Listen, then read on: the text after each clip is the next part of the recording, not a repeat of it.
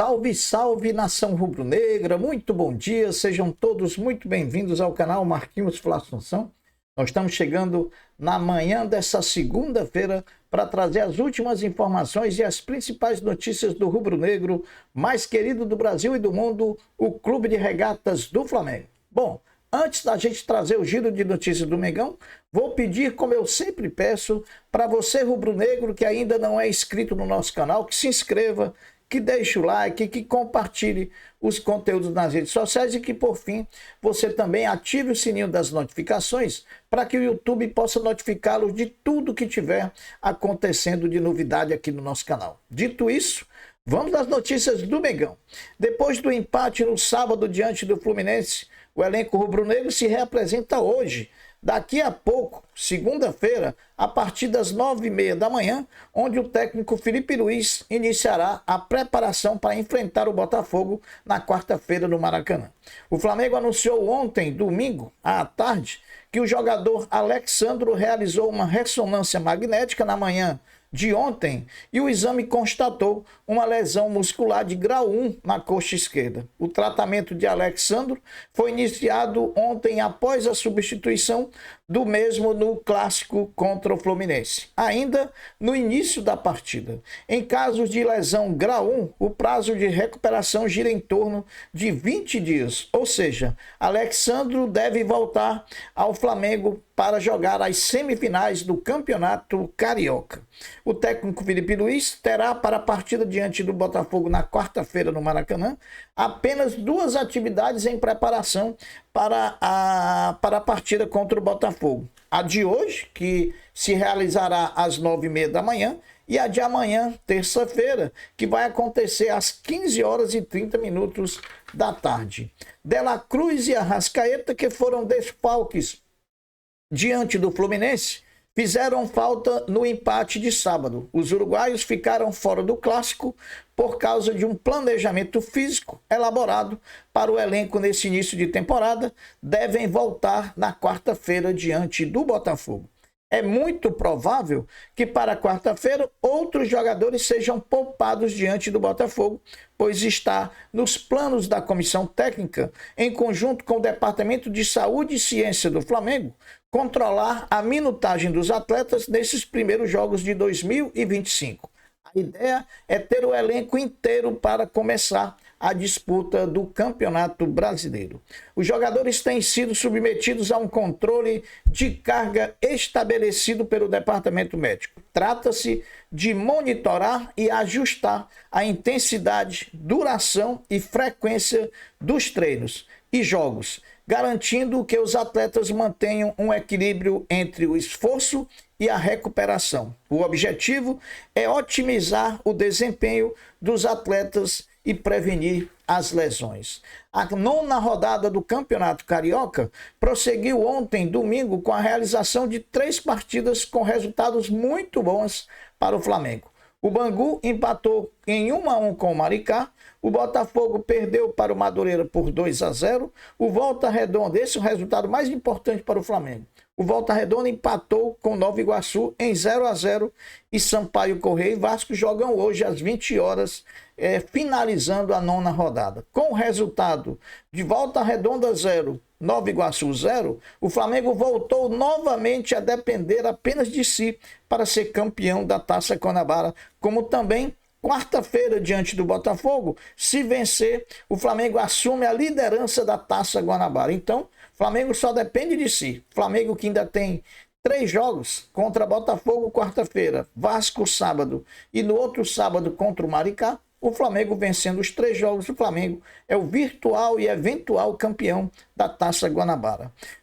Nessas 2 atividades em preparação para enfrentar o Botafogo na quarta-feira, a grande expectativa é pela escalação dos 11 que serão mandados a campo pelo técnico Felipe Luiz. Afinal de contas, o Botafogo, da derrota para o Madureira, poupou todos os seus titulares para que pudesse tê-los diante do Flamengo na quarta-feira.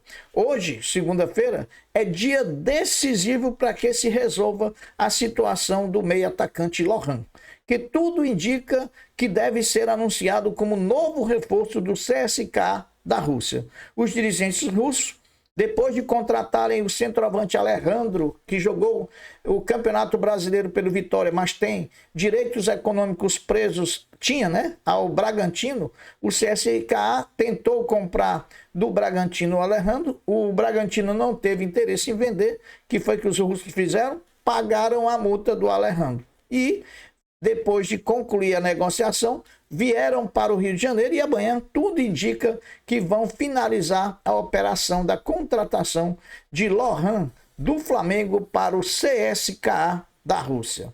Meus amigos, com o desfalque do armador Alexei, que foi poupado da partida contra o Boca Juniors ontem, na terceira janela da Champions League de basquete, o Alexei foi poupado por conta de um desconforto no músculo posterior da coxa. O Flamengo foi superado pelos argentinos jogando em Buenos Aires por 96-71. Apesar da derrota, o Orgulho da Nação já está classificado para a próxima fase da Champions League das Américas em primeiro lugar do grupo.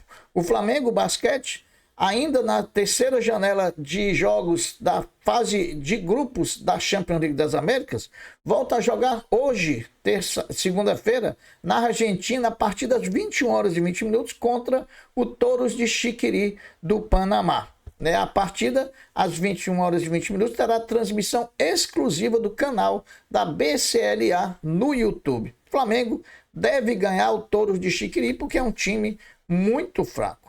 Bom, meus amigos, o Flamengo segue fazendo mudanças nas categorias de base do clube. A mais nova será no comando técnico do Sub-20, pois a diretoria abriu negociações e já fez até proposta para o técnico português Nuno Campos. A proposta agradou ao técnico e a expectativa no clube é que a negociação tenha um desfecho positivo. A chegada do novo treinador será após as disputas da Libertadores Sub-20, que começam no dia 1º de março, que ainda estará sob o comando de Kleber dos Santos. Lembrando que dia 1º de março o Flamengo estreia na Libertadores Sub-20, enfrentando o Olímpia do Paraguai na abertura da competição, o Flamengo que é o atual campeão da Libertadores Sub-20. Mais uma opção de manto sagrado para a nação rubro-negra.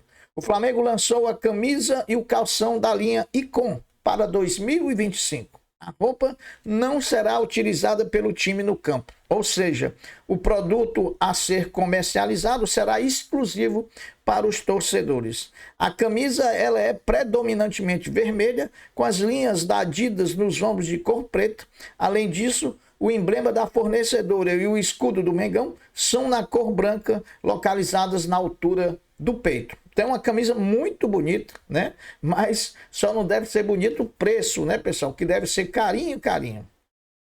Mesmo com a derrota e a eliminação da Copa da Inglaterra, repercutiu muito positivamente a estreia e a performance de Carlos Alcaraz enquanto jogador do Everton da Inglaterra. Foi muito elogiado pela imprensa inglesa a participação de Alcaraz como novo reforço contratado por empréstimo junto ao Flamengo nesse restante de temporada.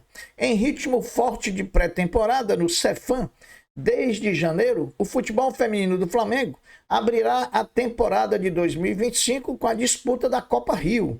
A FERJ realizou um sorteio online e o Flamengo vai enfrentar o Vasco na abertura da competição no próximo sábado, dia 15, fora de casa, às 15 horas, em local ainda a ser definido. Saiba agora os jogos de turno e retorno da Copa Rio, marcado para o Flamengo Futebol Feminino. O Flamengo estreia dia 15 de fevereiro contra o Vasco, depois enfrenta o Botafogo dia 19, o Pérolas Negras dia 26 e encerra o primeiro turno enfrentando o Fluminense dia 1º de março. Na volta do retorno, enfrenta dia 8 de março o Vasco, dia 12 de março o Botafogo, dia 19 de março o Pérolas Negras e no dia 22 de março encerra o segundo turno enfrentando o Fluminense. Agora vamos tratar de um assunto que é chato, mas que merece uma ação incisiva da diretoria do Flamengo. A pressão da torcida do Flamengo está muito grande para que a diretoria do clube judicialize uma ação contra o ex-jogador Neto, que acusou levianamente o Flamengo de ser racista. Não, o Flamengo não pode deixar passar em branco e também impune esse fanfarrão que está muito mal acostumado em falar mal do Flamengo.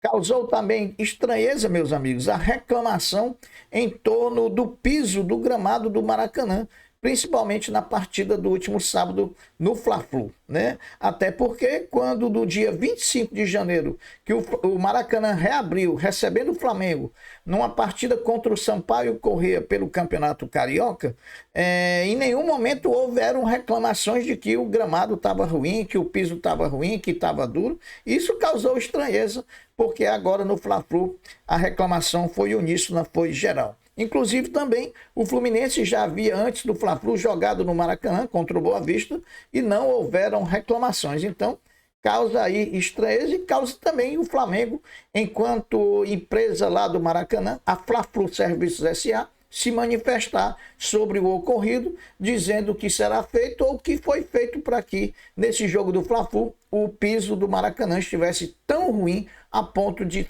ter reclamações por parte dos jogadores que são as estrelas do espetáculo. Meus amigos, as notícias do Flamengo são essas. Eu vou ficando por aqui, deixando uma até breve, uma até logo, dizendo fiquem todos com Deus, porque eu sempre estou com ele. Saudações rubro-negras. Fui!